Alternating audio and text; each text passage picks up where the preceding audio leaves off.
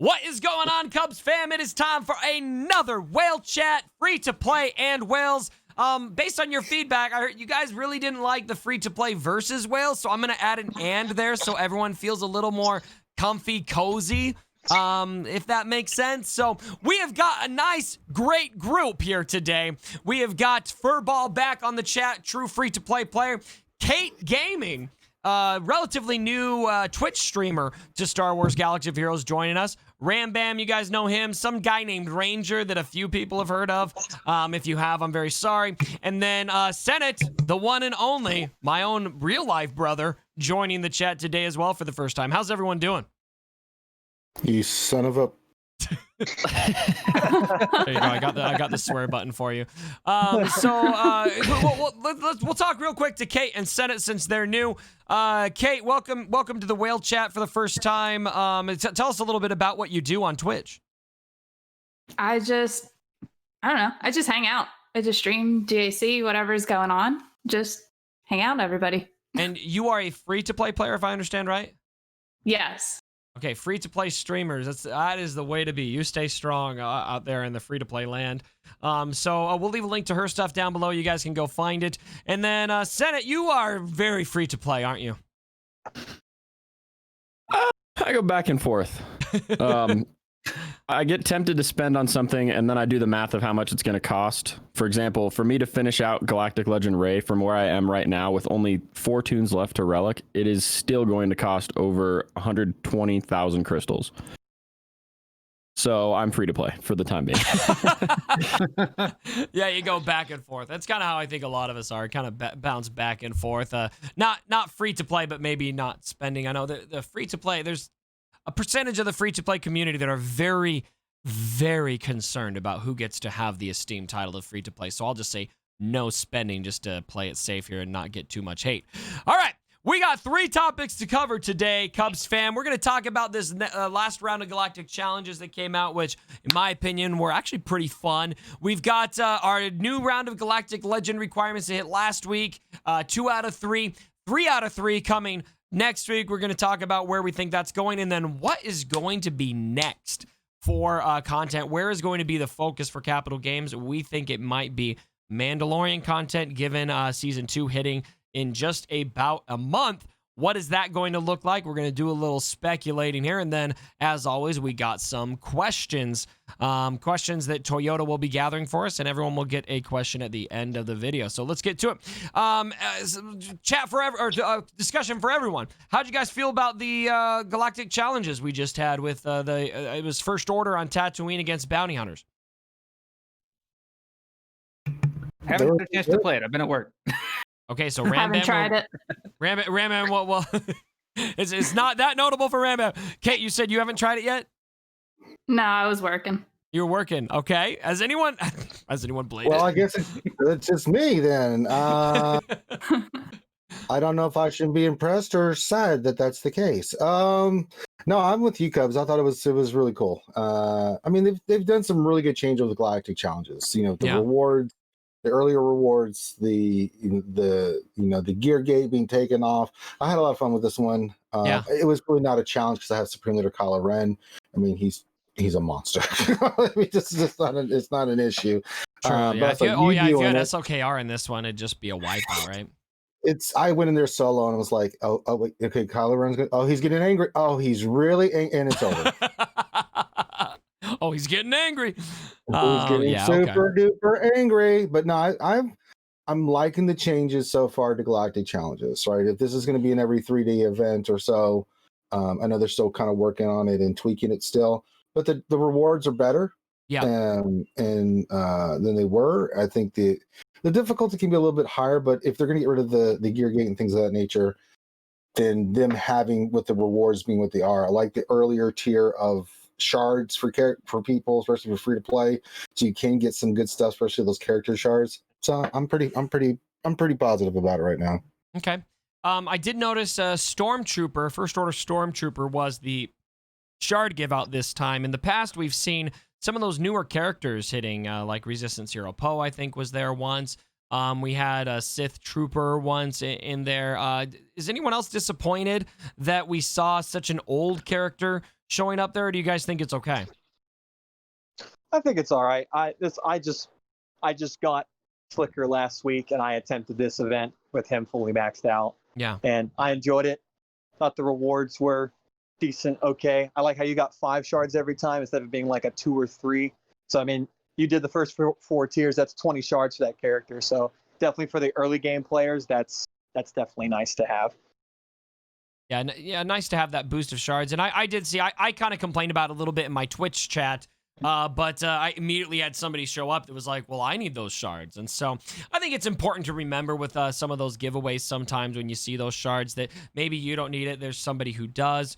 It'd be hard for them to always give out shards that everybody needs in that case. So any other thoughts on the current Galactic Challenge round that anybody has? It sounds like a lot of you guys haven't had a chance to play it yet, which is fine, but anything else to add to the discussion on that? It still bothers me a little that it's doing like first order versus bounty hunters. Like, I just wish it would just make a little bit more sense in that sense. Hold on, Kate. I want to understand something here. Okay, so you're coming on the whale chat today, and you're telling me that you want Star Wars battles to look like Star Wars battles? I know, it's crazy, right? This is a crazy concept. What is this witchcraft? What is this? All right, CG, please hire this girl right now because obviously she's got the right ideas. Yeah, I think it's something that they could have very easily done.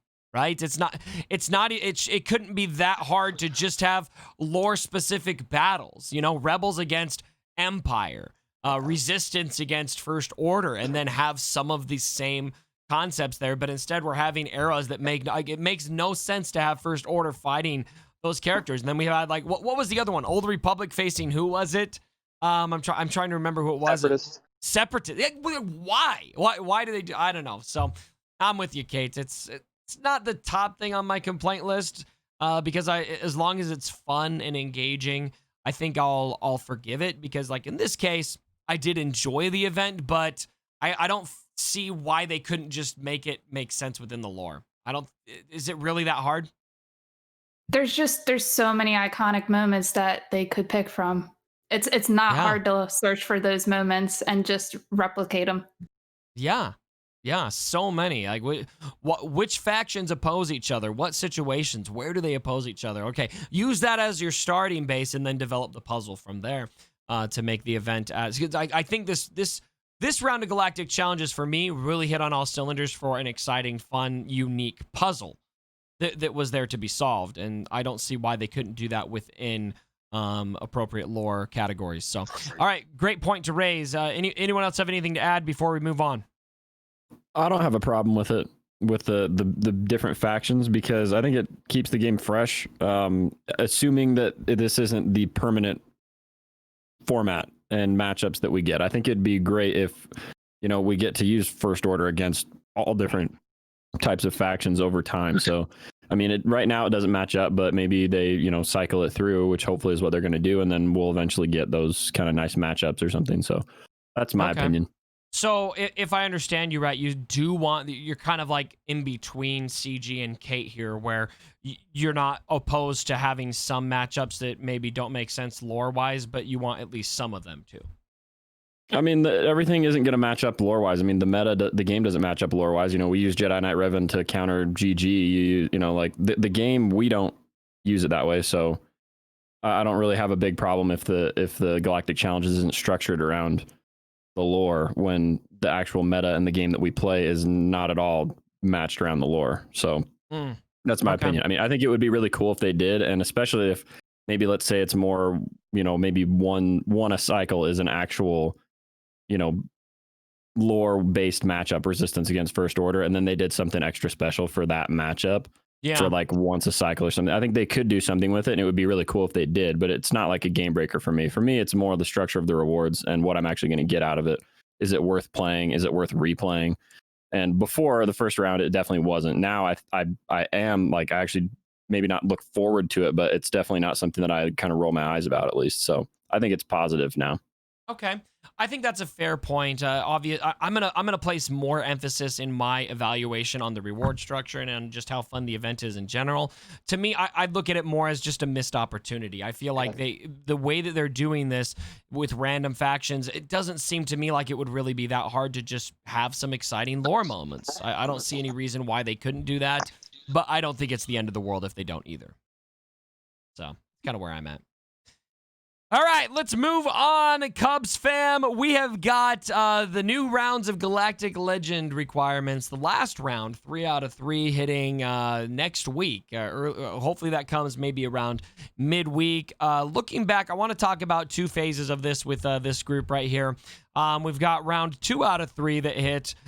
We had obviously some Sith for Palpatine. We had some, Jedi Luke was the controversy for a lot of people for GL Luke. Let's start by talking about that round, that edition of requirements that hit and how you guys feel about it, and then move on to speculation on what we think is coming next. So let's see here. Rambam, you've been kind of quiet. How do you feel about the requirements that just hit the second round? So I think for the most part, most of them make sense. We can argue all day long about if Jedi Luke is the right choice. Yep. As far as, obviously he's the one character out of that whole crew that you can't really wail on. You can't wail on the Get One currency, so you can't wail on Wampa and Hermit Yoda. You have to get the Get One to farm them up. Yep. But from a lore standpoint, it makes sense to have him required for Jedi Master Luke, as every other iteration of Luke has been required for the next iteration. So it makes sense. Every character in Luke's farm arguably has some very good use in the game. R2-D2, Han Solo, Chewbacca, Chewpio, Mon Mothma. Old Ben is maybe the least useful, and he's still really useful. He's especially useful for the SOKR or the SOKR counters. Rebel Y-Wing's a fantastic ship. Yeah. When you go over to Palp's side, Palp has, Maul, not really amazing, but still, you can make him work for Grand Arena. Right. You have who's the other characters for? Oh God, I don't even remember Palpy stuff. So the requirements for Palp, I'll pull them up right now. I got them right here. There we go. We've got the second round is Sidious Maul, Dooku, Marauder, and the TIE Bomber. Yeah. Kind of garbage characters, quite honest. I wouldn't say Dooku's garbage or Marauder. No, Dooku's not garbage, but Marauder is amazing at Relic 7. Not so great at lower gear. It is interesting that they're requiring Marauder at Relic 7. Seems kind of random. So I think they have a method behind their madness for the Sith Eternal Emperor. They're basing it off of Palpatine being the Sith Eternal Emperor and not Palpatine. So I think a lot of people are kind of going off and saying, well, you know what, Palpatine is Palpatine. These characters don't really scale with Palpatine. However, you have to remember that he is all the Sith. And so them going back into Old Republic era Sith, I think it makes sense from a lore standpoint to include Sith Marauder. I agree. It makes me wonder, though, are we going to see Malak, Darth Revan, some of those kind of old classic Sith, maybe the Sith Triumvirate, make a return to the spotlight of the game? I would anticipate Malak for sure. I'm not quite sure if Darth Revan would be in there. I mean, he is quite usable, especially for some counters for Rey. But I'm not sure if he would be. He could, depending on how they do his kit. They have to do his kit if it's all Sith, excluding Sith Empire, whatever. Who knows? They could. Krennic realistically is the least usable out of all these. Even Sidious at Relic 7 can put out some amazing damage. Yeah. Krennic's really the blind side of all of this. Krennic and Royal Guard, honestly, they just kind of suck. So I'd say the requirements for Luke, pretty damn good. Yeah. Requirements for Palpatine, they need some work. Yeah. Okay. So a good take, Rambam. How does everyone else feel? I was kind of blown away, actually. From my predictions in the last stream that we did, I said there's no way in hell they're going to have Jedi Luke in the requirements for Jedi Master Luke. Well, here they are, slapping right in front of your face. If you look at the requirements comparing the two, I'm blown away for this reason. You look at Jedi Master Luke, he has 3 legendary characters, a hero's journey, 2 hero's journeys characters, 2 marquees, a marquee ship, and 1 free-to-play character. That's Jedi Master Luke. You know, and then you look at Eternal Palpatine. There's only 1 legendary character at the current moment. So I'm just kind of blown away. I'm like, okay, so why is one Galactic Legend have, you know, kind of mediocre requirements, not hard requirements at all, you know, but the other one has like these way out of the ballpark hard requirements to go for. That's so I was blown away by that. Here's one of my takes on this. I actually made a video on this. Kind of my take on it is that they are having an end game character and a more new player character here. Because if you're a newer player, starting from nothing, going to Sith Eternal Emperor is a lot more manageable. And if you're an old player, you probably have a lot of the stuff that you need for Jedi Luke, and it will be more manageable. I mean, even Wampa, Hermit Yoda, those characters needed for Jedi Luke are probably characters that you've farmed along the way if you're even free to play and have been playing for 4 or 5 years.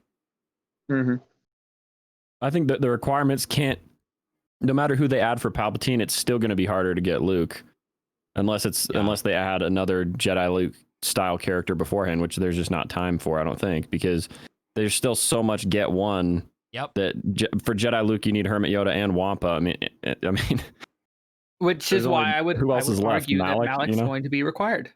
Yeah, but even then it's just 1, it's not 2, so it's still, or unless they did gas or something. But you know, I don't know. It seems like Jedi Luke is going to be the better, at least the more worthwhile farm, because it's stronger characters. You're not throwing garbage on Krennic, but still.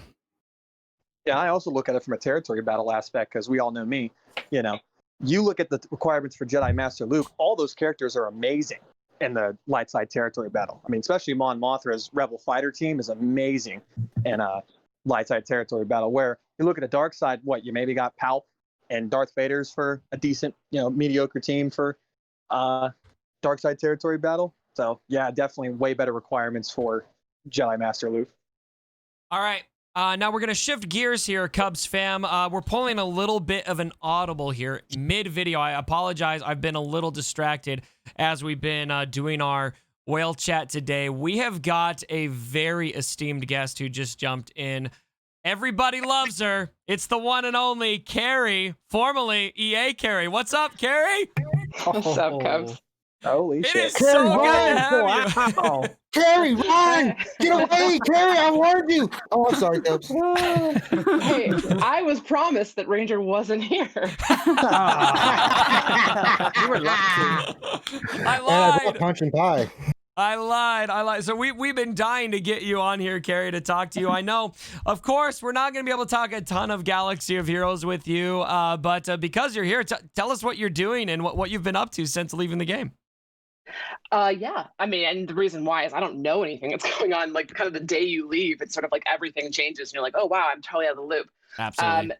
So I work at Bungie. I work on Destiny 2 at the moment. I'm the director of product development. Thank you. I have nothing to do with why it's a great game, but I'm really, really focused on helping the team get as efficient as possible, which is not a very game or product focused role. But then in kind of the recent months, I've taken on some of the development team work for the new expansion pack. So I've been working on that primarily, Beyond Light, and it's coming out in 2 months or whatever, and I'm super excited because it's my first launch of Destiny, so I'm really happy about that. Awesome. Hey, good for you. I think we can all speak. In fact, I made a video. Did you see my video today, Carrie, by chance? No, I've been working. Okay, so I made a video today about the top 5 worst things to happen to Galaxy of Heroes and top 5 best things that happen to Galaxy of Heroes. And the number 1 worst thing that we put on our list was Carrie leaving. So we all miss you, Carrie. Well, thank you. That's really sweet, and I feel happy or not happy about that, but like I'm happy that people get it maybe even now, because you and I talk a lot, not publicly, but you and I talk a lot privately, and I've told you some things that I regret in terms of like wishing people could really feel that I was trying to come from a good place. And, I've certainly made my share of mistakes. And so I guess I'm happy that the community maybe now at least can understand that like I really did care a lot and I was really trying really hard. And, obviously like sometimes the business gets in the way, or sometimes like my big fat mouth gets in the way. So I wouldn't want to hold you to any comments. That's just the tip of the spear of what you actually did. So Can I just tell you? I want to tell you a story. This is for like whale chat only. I mean, I'm sure you're streaming or whatever, but like, I'll just say, very, very first town hall that I was in at Bungie, the CEO of Bungie says tip of the spear. And I was like, what? They use it all the time here. Okay. I want to clarify, the tip of the spear are the people who get there first. It's not about they spent money. In fact, the tip of the spear in war was usually kind of screwed because they were the ones that like all got murdered. Anyway. Yeah. So how dare you? I was one of those. But I will say, I mean, even as much as I hate when I get like kind of people don't understand my intention, I really couldn't help but laugh when everybody was like, and the rest of us get the shaft. And I was like, that's pretty clever. Like fucking Reddit, man. Yeah, Reddit. You have if you're like me, there's probably a love-hate relationship with the cesspool and brilliance that is Reddit all at once. Exactly, 100%. In fact, I still have my EA Carrie account, although I've also told you this, but like the last post was deliberate, I'll just say. Do you want to remind us about what that last post was, Carrie? I don't remember. I don't know. It was the end. It was kind of the end of something. It was, what was it, man? It was kind of the...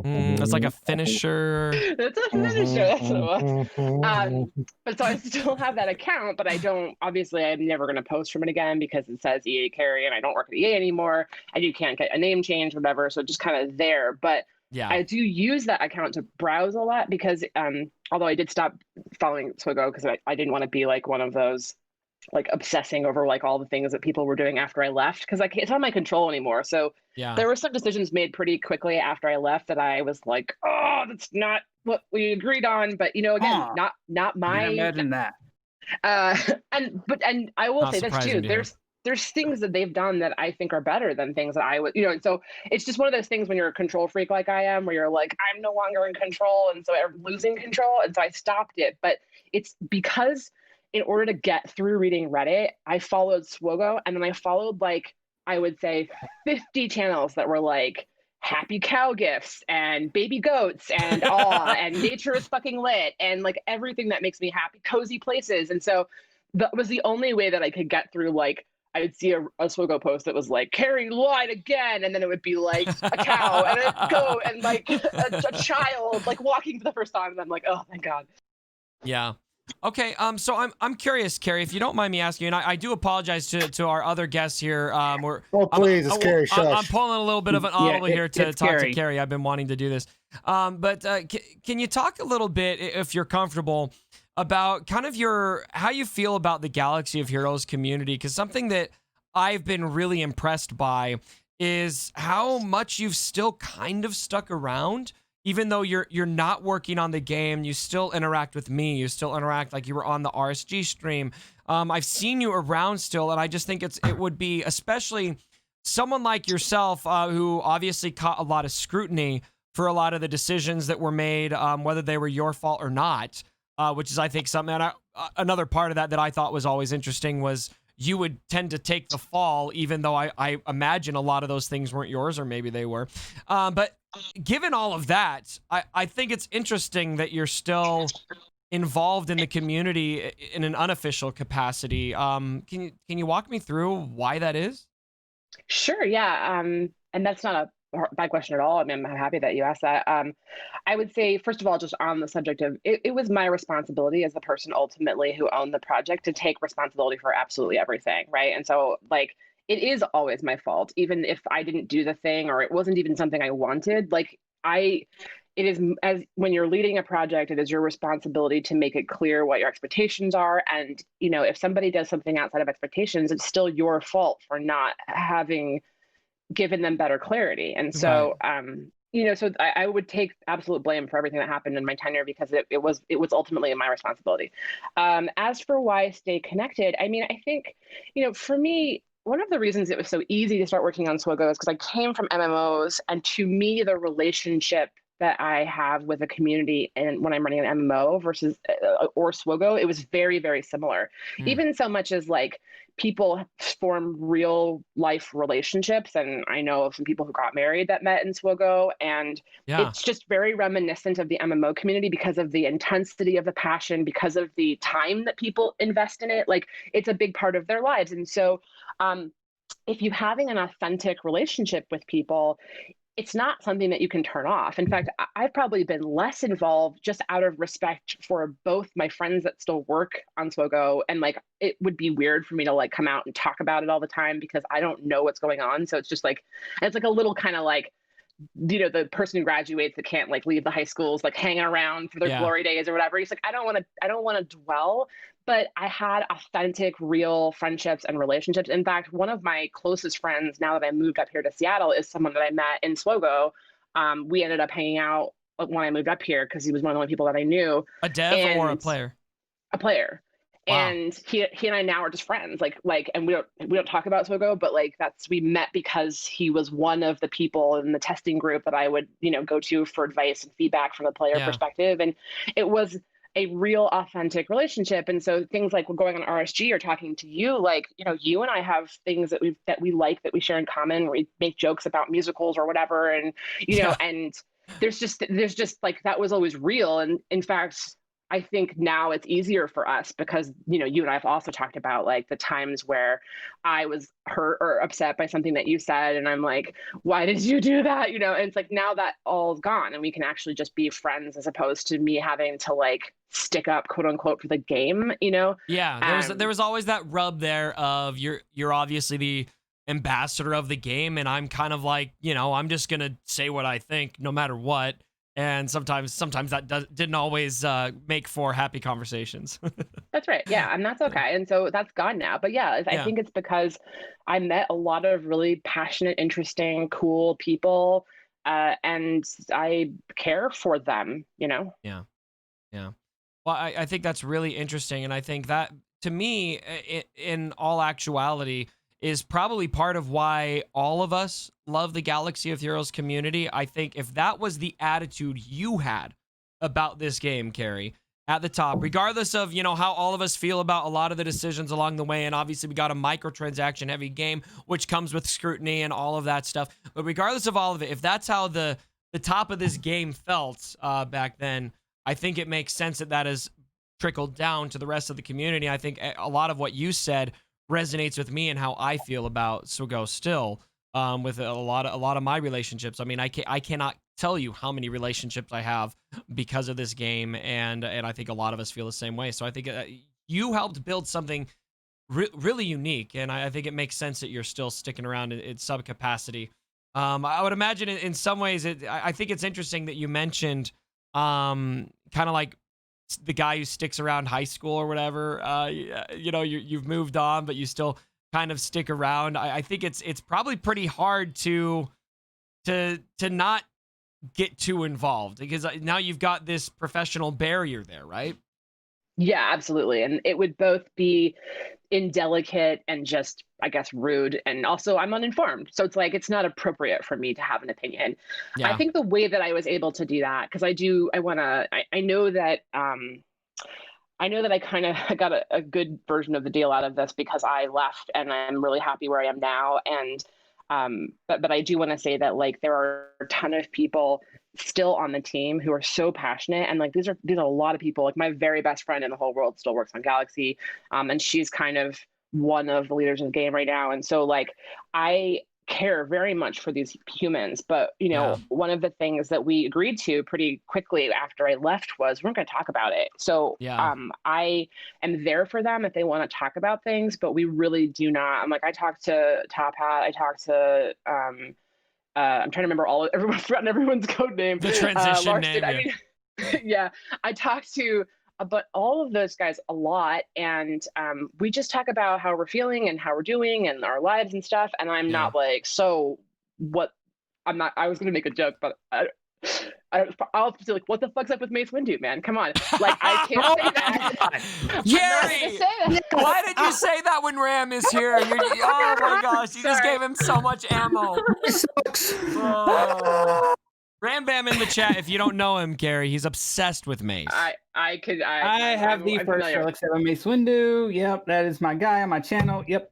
Yep. Yeah. So Hello. That's a hypothetical. There isn't based in reality or anything. Just purely hypothetical example. I wouldn't say that to any of my friends. So, okay, now you are free for the rest of these questions, Carrie. You are free to totally opt out. But I want to kind of see what you can share, what you can't share is fine. Are you able to talk about some maybe potential regrets you have on the game or things that you're really proud of when you were there? Oh yeah, sure. I have no problem talking about things that happened in my tenure. Okay, let's do it. So, okay. Gosh, I feel like I purged so much of it. Proud. I think I'm the most proud of. Oh my God, all the words are failing me. Territory battles and territory wars. When I joined the team, when I took over the team, we had a really. So I was brought on the team to help launch ships because there had been a couple of bad updates pretty early on, like with mods and stuff, where it kind of went south.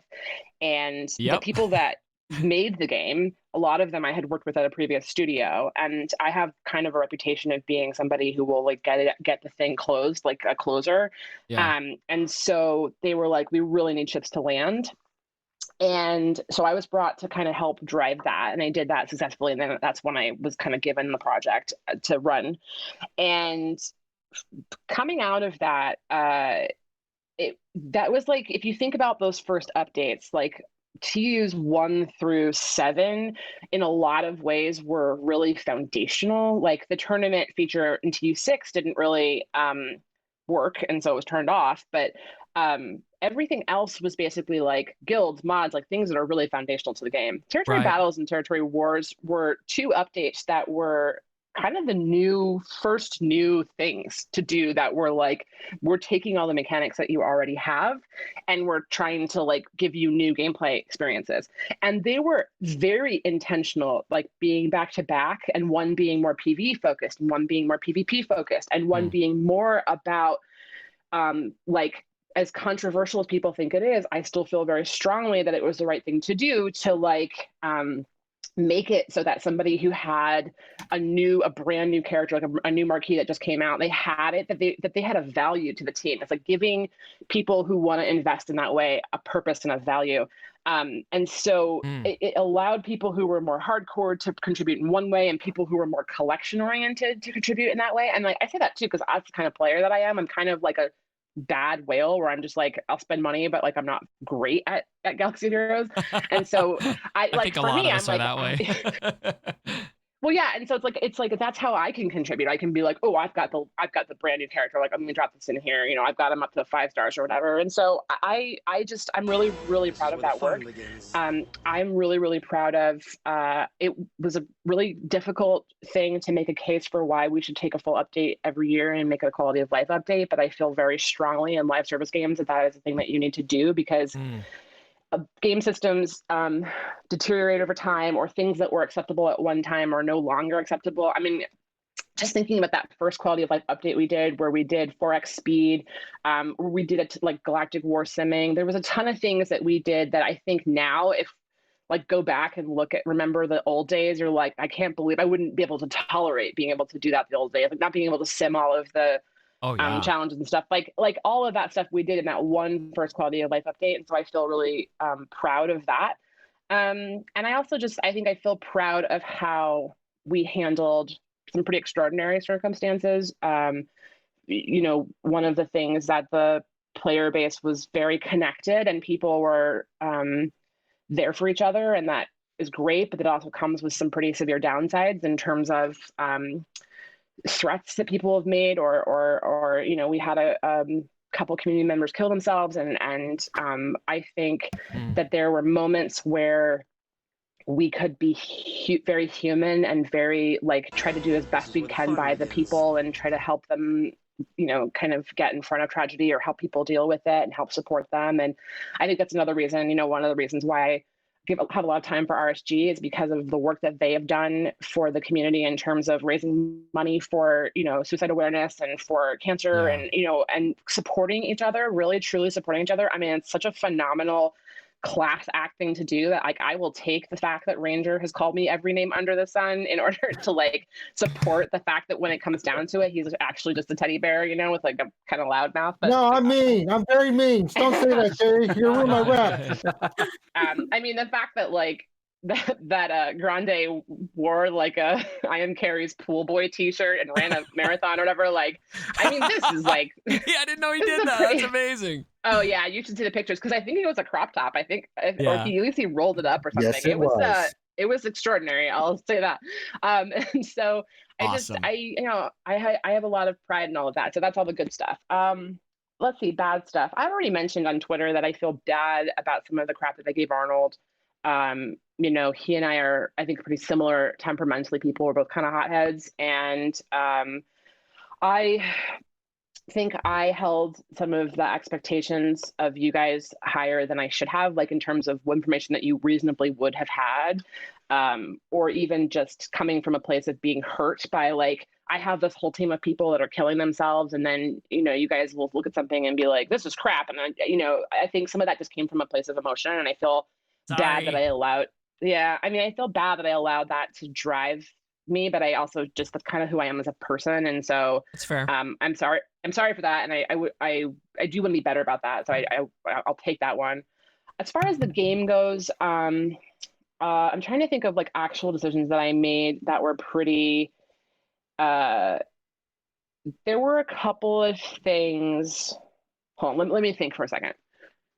No worry. While you're thinking, I something I do want to say is that I think that the relationship we had, it was interesting. I think there was a lot to learn from it that I learned too about thinking before I speak and those kind of things. I'm personally not always the best about that myself, and I think a lot of other YouTubers just kind of tend to get that way. But something that I think is important too, that I guess sometimes want to communicate to CG right now, and I'd really like to see respected, is that the passion is from a place of caring, and sometimes our reaction is not fair, and I want to own that as much as I can.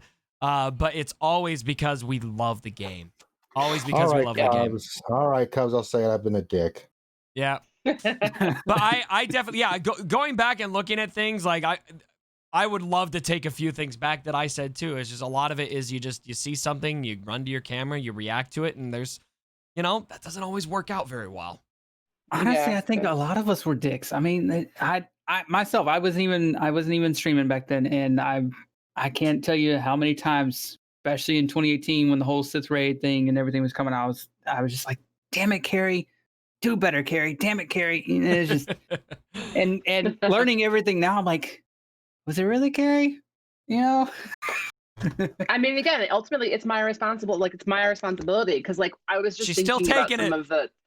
Well, I said some of the tactical mistakes. I'll give you a really specific example. I'm not going to use the person's name, but there was, oh God, I'm trying to remember exactly what it was. It was the there was an exploit. I'm trying to remember. I think it was the one that. No, it was Night Sisters. Ah, okay. I don't remember, but it was an exploit. It got posted by, oh God, my brain is like completely shutting down in terms of everyone's name. French Game Changer. Oh, the French Gamer Abroad? No. Skeletrix? Okay. The specifics don't matter. Skeletrix, right? He posted that. Yeah, okay. And I had told him at the time, I'm like, don't, like, because he came to me and he was like, I'm sorry, should I have not done that? And I was like, no, like it is a flaw in the game right now, and like, you know, I don't hold it against you guys when you show stuff like that, because it kind of hurts you if we tell you not to post it, but like every other person can because they're not in a quote unquote relationship with us or whatever. But very specifically, what happened was I was working with a producer who was newer in the production role, and I've been doing this for a very long time. And that person was adamant that we should patch the fix that Friday. And I have a rule that I've had for most of my life at this point, because I've been in production for almost my entire life, in terms of like, never do a patch on a Friday. I mean, it has to be really, really bad. And it wasn't abuse. It was a thing that was getting used more and more, but it was like still not worth it. And I made the decision at the time to that producer. I said, look, it's a lesson that this person has to learn. And you know, a lot of times the people hear me say something and they're like, I don't know why you're saying that. And so it's like, you know what, I'm going to let this person kind of fall. And I said, all right, you had a patch, but like, if something goes wrong, you have your team ready on call for the weekend and all of that. And that's what they did. And there was a problem with the patch. And so I got like a profuse apology that morning on Saturday morning. It was like, I'm so sorry. And I'm like, don't apologize to me, apologize to your team, because you're now calling them all in and you're doing another patch and a hot fix. And now we're doing a make good and all of that. And I think the thing that I would say is, while I am happy that that lesson was kind of taught, I think that there were definitely enough problems, organic problems, that like I feel a great sense of shame for like some of the like just absolutely mind-numbingly stupid things that we allowed to get out. And I don't have a good excuse for that. Like, I could tell you from the very first time that we had a brand new character, like a brand new legendary, show up in the territory battles or territory wars, where it would be like, wait, why is this a character required? Like, nobody could even have them at this point. And I remember that happened pretty early with like Brevin and stuff. And I'd be like, okay, take them out, fix it, patch it. All right, how are we putting a process in place so this doesn't happen again? And then it would happen like 2 or 3 more times. And I have this like sense of like shame about how many kind of bugs like that we allowed. I think the biggest regret, quote unquote, that I have about the game, and I would say it really has a large part to do with why I decided to leave, was, and I'm going to say this carefully, was Malak. Not because I love Old Republic. It's my favorite era. I love all of the characters. I love what we did. I knew how hardcore it was, and I agreed to that, and that was my decision. And I regret that, because I started to feel a sense of kind of related to what we're talking about with like the intensity of the fans and the community, like a fear and a worry that like we were asking too much of people and pushing them too hard. And I can't go off of that other than personal instinct or whatever. And I just realized that I wasn't the right person to make decisions, because I was going to kind of an emotional place of like, I don't want to do this. And so I think that's my regret. You know, I think a lot of times it's really hard for me as a person who is very sensitive to people's emotions to know how real it is. And so trying to balance the intensity of people's fervor. The reality is, I think in hindsight, a lot of people will just be like, you know, that was a crazy time, but it's a non-issue. I was personally physically affected by it. Like, I started to get sick. I make myself sick. And so that was the beginning of the end for me, in terms of why I'm not there anymore. Okay, so I want to ask you some follow-up questions on this, because I think that's fascinating. So if I understand you right, Carrie, kind of what you're getting at is that around the release of Malak, you were feeling really invested in how this release was going to affect the community, and that was making you physically sick. Yeah, exactly. And it went over poorly because it was a pretty harsh grind. And we always have to, you know, it's always this balance, because the whales want the grind to be even harsher because they know that they're going to push through, and the you know, the community at large wants it to be fair. And it's like, how do you respect people's investment, but how do you make it not too crazy, and how do you just balance that? It's really, really hard. And so yeah, it made me physically sick, and I was like, I can't do this anymore. Wow. Well, Carrie, man, there's just so much I want to say about that. That almost makes me emotional here, honestly, because I care on a very, very deep level on this game. And there are times when, and obviously when you guys at CG, when they at CG, formerly you at CG, drop requirements, you know, it's very non-personal. You know, it's here's the post. This is the fact. This is what's coming. And to hear that someone like yourself, and I hope others, actually think through, and it seems obvious now, like obviously we're all humans. Of course you guys are thinking about this, but to actually hear you say it, that it affected you, like how is this going to affect our player base, to care about the player base on that level, I think even though you're not there anymore, that means a lot to me personally. And I think that's going to mean a lot to the community to hear now. And so I'm really, really grateful that you came on to tell us about that, because I think that's a vulnerable thing to admit. And I also think it's something that just really, really means a lot. And I also think it's nice to confirm, everyone, we can say confirmed Carrie was not fired. She left on her own accord. There's a lot of speculation about that. I might be guilty. I mean, I saw. Sorry. It's very complicated when someone incredibly senior leaves, and so the way that we agreed that I would leave was very, very sudden. Yeah. And so that's, to be honest, pretty good, because ultimately it requires ripping off a Band-Aid. But basically I had to leave. I went to Hawaii, and I was like, I'm gonna go sit in Hawaii and like. Good choice. And just not think about it or whatever. And so, I saw. That's crazy that the Malak event was the event, because that's one of the most popular events in the game. I know. And the thing is, I love it now, right? But I don't know if you guys remember the intensity of the feelings about how hard it was.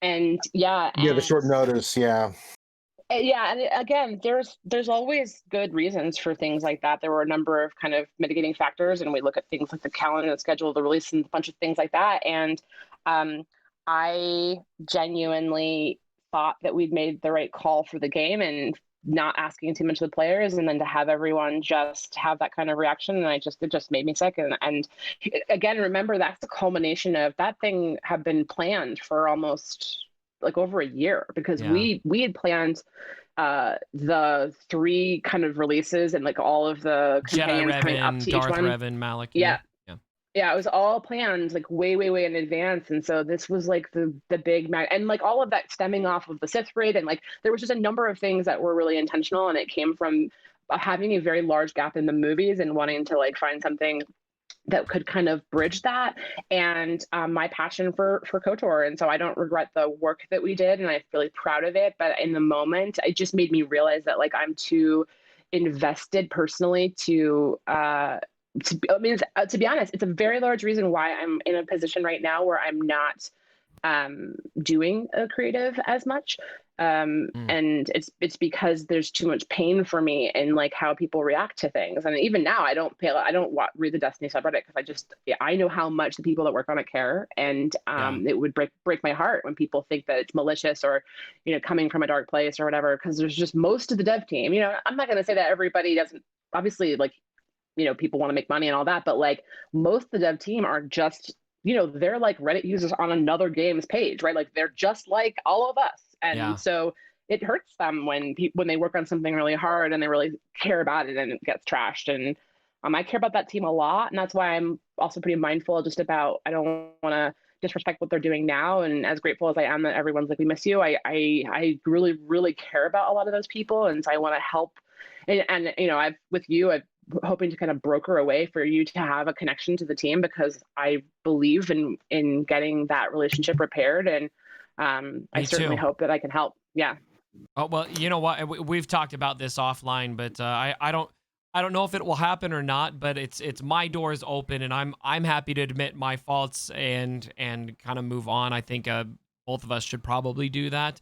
But I really feel like the game just benefits from having that connection there, and things have felt a lot more non-personal lately. And I won't even ask you to comment on that again. Current state of the game, Carrie's not here to comment on that. It wouldn't be appropriate, nor would she be qualified to, because she's moved on. But I do appreciate your, I guess, concern, Carrie, for having some kind of bridge there. So, well, listen, Carrie, this has been just absolutely phenomenal. Thank you so much for coming on here. Everyone in the chat right now with us, I'm sorry we got sidetracked here. I think you guys will respect the reason. Does anyone have anything they want to say or ask Carrie before we get out of here? Oh, I have about 20 questions. Question number 1. Whose idea was it for Jedi Revan? I want their name and their address. I must deal with this person. Wait, but like the Jedi Revan period? Because then you might be looking at her. Oh. Well, Carrie, Let's talk about the lore there, about the Jedi Revenant. No, I'm kidding. The question I had is it's not Jedi Revenant. I'm just all right. I'll chill out and chat. I'm kidding. God dang, don't care for a while. Y'all leave me alone. As we've had you on our stream too and stuff. You just talked about the bridging of the gap between the community and the content creators and players and stuff. Why do you think that's such an important thing for those two entities to kind of be working together? Yeah, I think it's because gaming has changed in a way where a lot of the game is something that comes from the community. And what I mean by that is, we made a game and we make updates to it. But we talk about things like emergent gameplay. It's kind of a buzzy word, but like things where things that I wouldn't have even foreseen, like Discord channels that are restricted by your GP, is not a thing that I thought would be a thing when I was like fighting for why we should have GP. And so this idea that like there's an emergent experience and that so much of SWGoH exists outside of the software, like in terms of in Discord channels, in YouTube videos, in communities of conversations on Reddit, and that like, yes, people spend a lot of time playing SWGoH, but if you add up how much time they also spend in Discord talking about SWGoH or talking to their friends in their, their guild or whatever, or, going off and running marathons with their crew, like if you think about that, a lot of the game experience happens outside of the software. And so to me, it is not a complete experience. I just happen to be an expert in the software side of things. But if I want to understand the community and where the game is, I have to understand the Discord channels. And I'm not going to give up anything, but I will say that there were some big Discord channels that I lingered in that you would never know that I was in because I was just a random ass name with a random ass icon or whatever. Like I always wondered if you did that. Oh yeah, quite a few. I knew it. I knew her tag too. And I'm not going to give up any of my sources or any of the channels, but I'll just say that there were certain channels that talked a lot of crap about me that I was in. And like, for me, it was about understanding the temperature of the game and understanding the community where they were, and it wasn't only in the game. Yeah. No, that's very, and I think it's really good to recognize that, and I hope that the current producers over at Capital Games recognize that still, that you really do need to be not just on Reddit, not just on the forums, but in Discord. I think that this game, a very solid percentage of this game lives on Discord. Yeah, and it really, I'll tell you, like, this back to the like sort of, do I feel good about my tenure? Like, there's a really complicated piece though that when it happens on Discord, because we don't own the software of Discord, and so when you have people as close as they are having personal relationships, you start to get into really sticky territory where it's like, what is our responsibility for enforcing rules, enforcing standards of conduct? Where if it happens in a game, if someone harasses someone inside of the game, I can give you, I mean, I won't use names, but like, there's a player community that I'm pretty close to that I work with that was getting death threats for a while from another player. And there's a weird balance there. It's like, how do I know for sure that I've found the right account for that person and I'm banning them in game for behavior that happens in Discord? And, and so it's just like, it's just really challenging to deal with. And so I will say that part of it gets exponentially more complicated when you start to get involved outside of the game, because it does ask you how you can police it. Interesting.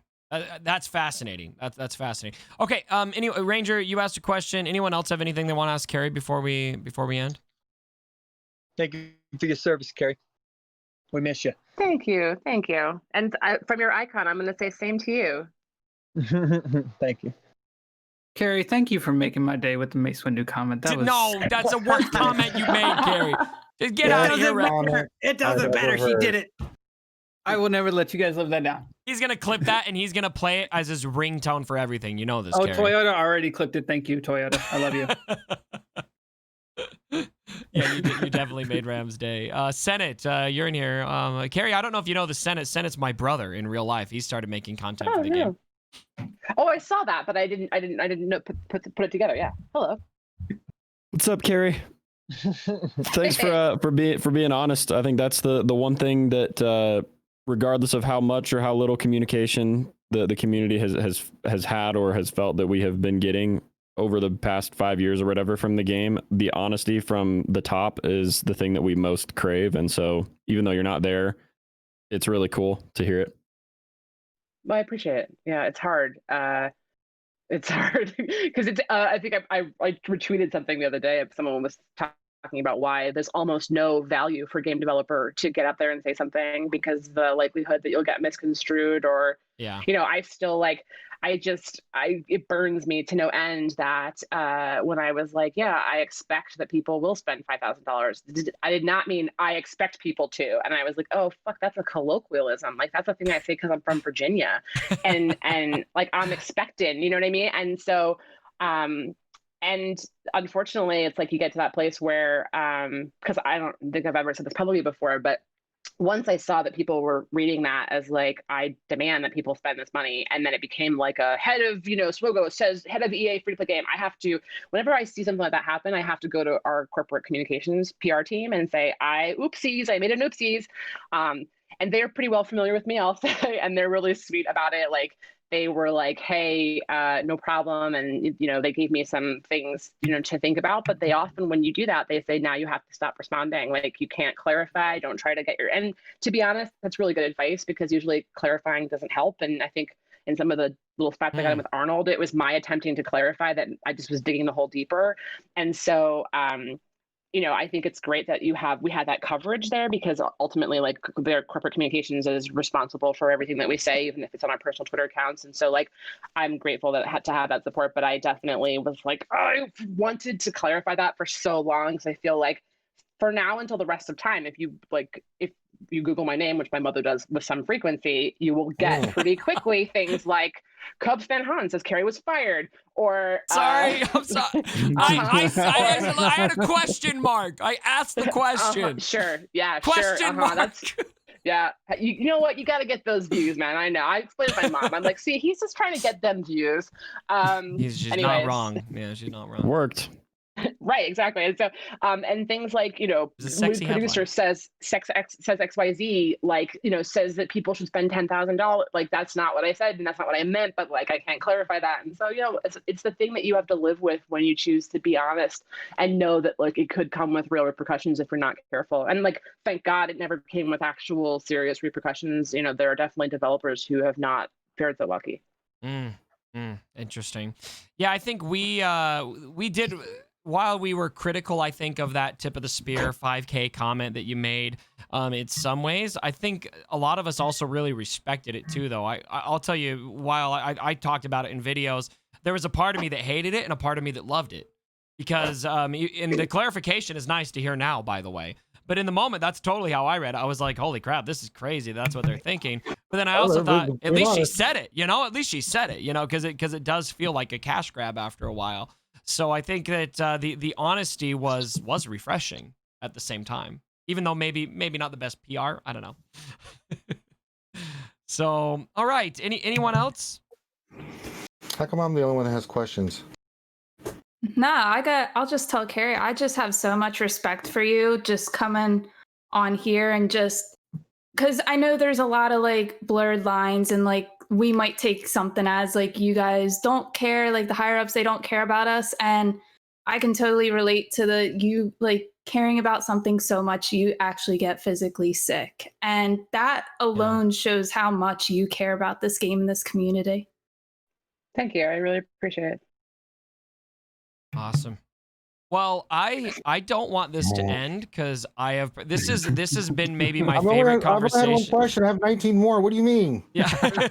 Ranger, you get my time whenever you want. I know. I'm joking. Do you still have an account, Carrie? Do you still play Galaxy Heroes? I do not. So unfortunately, and I'll just throw this out there. I think I've mentioned this publicly before.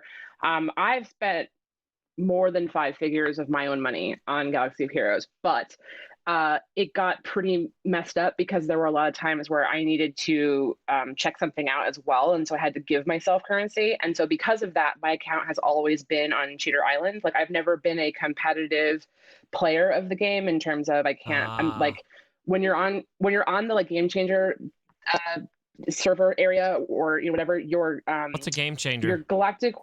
Sorry, you're right. Sorry. The Galactic War, your territory battles, your territory wars, your any thing that was against another player happens on a QA server against developers using cheat accounts and against the artists formerly known as game changers. So I have an account, but it has been corrupted, so I can't play it like normally. And it's such a bummer because I've invested literally tens of thousands of dollars of my own money into it. So like to be honest, I did that specifically because I tried never to give myself currency, because it's the only way that you appreciate the grind, right? Is you play legit. But then there were just times where I had to kind of throw stuff in there. And as soon as you give yourself anything, it's like you got to come out of there so that you're not in a cheat account against real people. Yeah. Interesting. You got to ask Apple for a refund. There was a moment. Or Google. Stick it to him, Carrie. Stick it to him. Time has long passed, unfortunately. Here's the headline. Carrie asks CG for refund.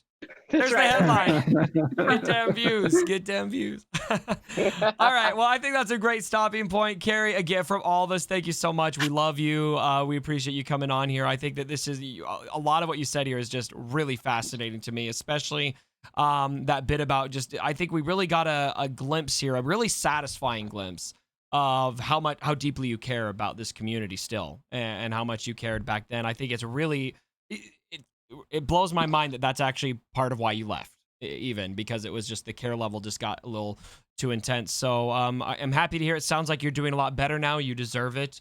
And so we all love you, Carrie. Thanks for coming on. Hey, you know what? I'll give you one more exclusive to tell. It's just about me personally. It's not about SWGoH. But thank God it's not about me. Let's go. Give me the exclusive. Here's the headline. Well, it's not sexy enough for headline, but I'll just let you guys know. Fine. So because I'm not gonna post it for a little while, but I am now going to be an executive producer on an unannounced thing at Bungie. So I'm doing very, very well. I'm incredibly happy and incredibly proud, and I love She's this moving thing. up. I've been lucky. Yeah, I'm very, very happy. It's That's my pretty dream. quick. It's been when I first got into games, like I worked under an EP, and I was so in awe of him, and that's all I've ever wanted to be, and now I am, and so I'm very excited.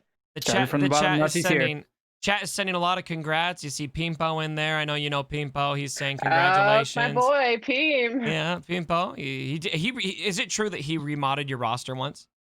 Oh yeah, 100%. Okay. Yeah, like I thought it was... and yeah, and I think look, that's a really close to the line thing that I dance, because it is against the TOS and all of that, and so people can point to me saying that, but it's also I believed in what the service that he was offering, and I said, here you go, man. Pim is one of a couple of people that I went to a lot of the time, and I was like, I knew that he would give it to me like for real, like how he was feeling, and he would be like, this sucks or this is stupid. And so, I trusted him a lot, and so I felt like I could say that. And I'm glad that nobody took it as badly, in terms of like she broke the TOS like banner or whatever. It's like, well, you're kind of banned now because you cheated. Well, I've always been banned. Nobody say anything. Yeah. Snitches end up in ditches. That's all I'm saying. So that's awesome, though, Carrie. Congrats on the promotion coming up. Well, we look forward to the Halo IP version of Galaxy of Heroes, which will be coming soon, that Carrie just confirmed. Amazing. Sounds great. She's like, I'm not even going to bother dispelling that. It's going to be, I can already see the headline. Welcome to the Halo tables. That is such a Senate joke to make. That's funny. All right, everyone. W's in the chat for Carrie, everyone on Twitch and everyone on YouTube. Drop likes, share this around. I think this is an important interview. I really enjoyed it. Thanks to all of our guests for joining. I think this is maybe one of the best whale chats we've had yet. And we're going to get out of here. So thanks again, everyone, for joining me. Have a great one. And as always, my brothers, don't forget